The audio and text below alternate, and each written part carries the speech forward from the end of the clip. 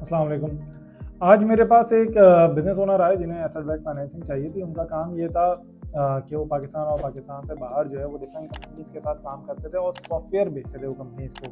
लेकिन सॉफ्टवेयर में उनका मेन इशू ये था कि जिस भी कंपनी में सॉफ्टवेयर डिप्लॉय करते थे तो उनको जो पेमेंट मिलती थी वो थोड़ा-सा डिले होके मिलती थी, ठीक है। अच्छा, उनकी डिप्लॉयमेंट पाकिस्तान के अंदर भी थी और मेनली जो ज़्यादातर डिप्लॉयमेंट अब उनकी हो रही थी वो अफ्रीका में हो रही थी। तो उनसे मेरी डिस्कशन हुई, उनका जो टोटल जो उन्हें खर्चा चाहिए था, उनकी जो रिसोर्स उन्होंने हायर किया हुआ था पाकिस्तान के अंदर, वो तकरीबन 1 करोड़ 20 लाख रुपए का पे स्केल उन्हें हर महीने देना होता था। तो वो बोले थे यार ये जो पे स्केल है ना, इसका मुझे मसला हो रहा है, तो अगर ये मुझे आ जाए ना तो मेरे लिए आसानी हो जाएगी और मेरे रिसीवेबल्स इतने हैं कि वो मुझे आसानी से रिसीव हो जाएंगे। मैंने कहा ठीक है। फिर उनसे जब मेरी डिस्कशन हुई तो मुझे ये पता, मैंने उनसे ये पूछा कि आप मुझे बताएं कि आपके जो रिसीवेबल हैं, खासतौर पर अफ्रीका का जो हमने सुना हुआ, जैसे पाकिस्तान में पेमेंट डिले होती है, अफ्रीका में ये बहुत ज़्यादा होता है। तो मैंने उनसे पूछा कि भाई आपकी पेमेंट्स लेट सपोज किसी ने 2 महीने बुलाया, वो तो 2 महीने में ही मिलती है, डिले हो जाती है। उन्होंने बोला यार पेमेंट का मसला है, पेमेंट डिले हो जाती है, लेकिन क्योंकि वो इस तरह का प्लेटफॉर्म बना रहे हैं कि बड़ी बड़ी कंपनीज जो है उस प्लेटफॉर्म के बेसिस पे उनका प्रोडक्ट बेच रही होती हैं, तो इस वजह से जो है वो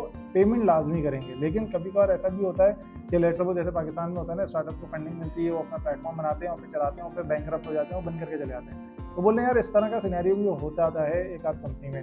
तो इसका मतलब ये है कि अगर ऐसा सिनेरियो हो तो उनके जो रिसीवेबल्स हैं वो तो जाहिर सी बात है, कंपनी जब बैंकरप्ट हो गई तो उससे नहीं मिलेगी। तो उन्होंने बोला यार मुझे जो है वो एसेट बैक्ड फाइनेंसिंग दे दो ताकि ये कि मैं अपना वर्किंग कैपिटल फ्लो कर सकूँ। मैंने उनसे माजरत कर ली, मैंने कहा यार मैं आपको ना नहीं दे सकता। उसका रीज़न ये है कि आपका जो सामने से पेमेंट मिलनी है ना, उसका टाइम कोई डिफाइन नहीं है, और अगर एक आध क्लाइंट भी आपका इधर उधर हुआ तो फिर क्या होगा कि आपको जो है नुकसान हो जाएगा और आप जो है वो हमारे इन्वेस्टर के भी पैसे नहीं दे पाएंगे। अच्छा, दूसरी इंपॉर्टेंट चीज़, और मैंने उनको भी मना किया, मैंने कहा देखिए, अच्छा वो क्यों चाह रहे थे, मैंने बोला आपका इतना ज़्यादा खर्चा क्यों आता है, जब एक बार प्लेटफॉर्म ले लिया उन्होंने तो फिर जो है वो आप आराम से ग्रो करें, मतलब उससे रिकरिंग अमाउंट मिलता है। उन्होंने बोला हर जो न्यू क्लाइंट आता है ना मेरे पास, वो डिफरेंट, मतलब सेम प्लेटफॉर्म तो सेम है, जैसे ERP है फॉर एग्जाम्पल, तो ERP सेम है लेकिन वो फॉर एग्जाम्पल टेक्सटाइल इंडस्ट्री के डिफरेंट होगा, रेस्टोरेंट इंडस्ट्री के डिफरेंट होगा। तो बोल रहे जो भी न्यू क्लाइंट आता है ना तो उसके लिए हम कस्टमाइजेशन करके देते हैं, तो कस्टमाइजेशन में हमारी रिसोर्स बहुत ज़्यादा लग जाती है और हम जो है वो ऐसा ऐसा तेज़ी से ग्रो करना चाह रहे हैं, तो ज़्यादा से ज़्यादा क्लाइंट आए मेरे पास ना। मैंने उनको सजेशन किया और मैं आप लोगों को भी सजेशन करूंगा एज अ बिजनेस ओनर, अब ये काम करें कि भाई अगर आपको पेमेंट डिले मिलती है या इस तरह का होता है तो आप कभी भी ये काम नहीं करें, क्योंकि आप ये काम करेंगे ना, एक भी क्लाइंट ने आपको पैसे नहीं दिया, आप भी बेचारे जलील होंगे, हम भी जलील होंगे और इन्वेस्टर के तो बेचारे के पैसे डूब जाएंगे। इसका तरीकेकार ये होता है कि आप सिर्फ एक स्पेसिफिक इंडस्ट्री पकड़ें और उस इंडस्ट्री के अंदर स्पेशलाइजेशन करके अपना प्रोडक्ट बना लें, ताकि हर न्यू क्लाइंट के ऊपर कोई कस्टमाइजेशन या डेवलपमेंट के चार्जेस नहीं लगे। इससे आपकी ग्रोथ भी ज़्यादा हो जाएगी और जब आपका एक कैश फ्लो अच्छा पॉजिटिव बन जाए ना, फिर उसके बाद आप दूसरी इंडस्ट्रीज़ के अंदर जाएं ताकि वो आपका जो अपना कैश फ्लो है उससे आप उसे फंड कर सकें। हमारे यहाँ ये गलती जो फाउंडर्स करते हैं उसका रीज़न ये होता है कि वो चाहते हैं कि यार मैं तेज़ी से ग्रो हो जाऊँ। अगर आप डेट लेके तेज़ी से ग्रो हो रहे हैं तो ये बहुत खतरनाक है आपके लिए भी और जो इन्वेस्टर आपके पास इन्वेस्ट कर रहा है। तो एज ए इन्वेस्टर जब आप इन्वेस्ट कर रहे हैं तो आप देखें कि इसका कोई ऐसा डेट साइकिल तो नहीं बनता चला जा रहा कि अगर एक भी क्लाइंट इसका गया तो मुझे नुकसान हो सकता है, पहली इंपॉर्टेंट चीज़। फिर मैंने बोला जिस तरह का आपका मॉडल है ना, तो ये VC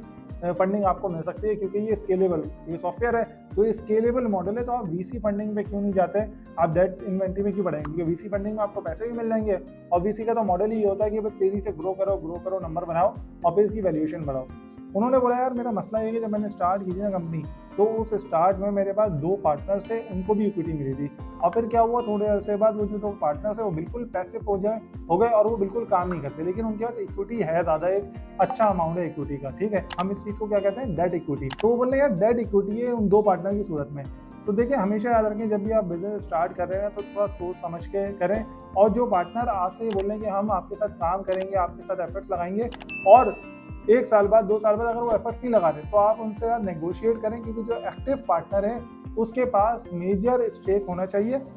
ताकि जब वो इन्वेस्टर के पास जाए तो इन्वेस्टर को भी यार ट्रस्ट हो गया यार इसके पास मेजर स्टेक है, ये डिसीजन ले सकता है, ये चीज़ कंपनी को आगे ग्रो करने में इसको किसी से पूछना नहीं पड़ेगा। ये बहुत इंपॉर्टेंट पैरामीटर होता है इन्वेस्टर के पॉइंट ऑफ व्यू से कि कोई भी डेट इक्विटी नहीं मौजूद हो। तो मैं आप लोगों को बड़ा क्लियरली बता रहा हूँ कि अगर आप ओनर हैं या आप इन्वेस्टर हैं, अगर ओनर हैं तो डेट इक्विटी वाले मामले में नहीं जाएं, और जब आप पार्टनरशिप कर रहे हैं तो उस टाइम पे लिखें कि भाई अगर हम फुल टाइम करेंगे तो जिस तरह से इक्विटी है उसी तरह से चलेगी, लेकिन अगर कोई पैसिव हो जाएगा, वो दूसरा काम कर रहा होगा, तो फिर उसकी इक्विटी जो है वो कम हो जाएगी और जो एक्टिव पार्टनर है उसके पास सारी इक्विटी चली जाएगी। और एज ए इन्वेस्टर जब आप देख रहे हैं तो किसी ऐसे बिजनेस में इन्वेस्टमेंट नहीं करें जिसमें डेट इक्विटी ज़्यादा हो, क्योंकि इसमें आगे जाके लाजमी फड्डे वगैरह होंगे। तो ये इंपॉर्टेंट चीज़ थी। तो मैंने उनको ये समझाया कि आप अपने पार्टनर से डिस्कस करें, क्योंकि देखें अगर अभी उनके पार्टनर उनसे डिस्कस नहीं करेंगे ना और बोलेंगे यार ये इक्विटी मेरे पास रहनी चाहिए, तो होगा क्या, कोई इन्वेस्टर आएगा नहीं और बिजनेस हो सकता है या तो ग्रो नहीं हो या ऐसे ही स्लो स्लो चलते रहे। तो इसमें उनके पार्टनर का भी नुकसान है और जो बंदा फुल टाइम काम कर रहा है उसका तो ज़्यादा नुकसान है, क्योंकि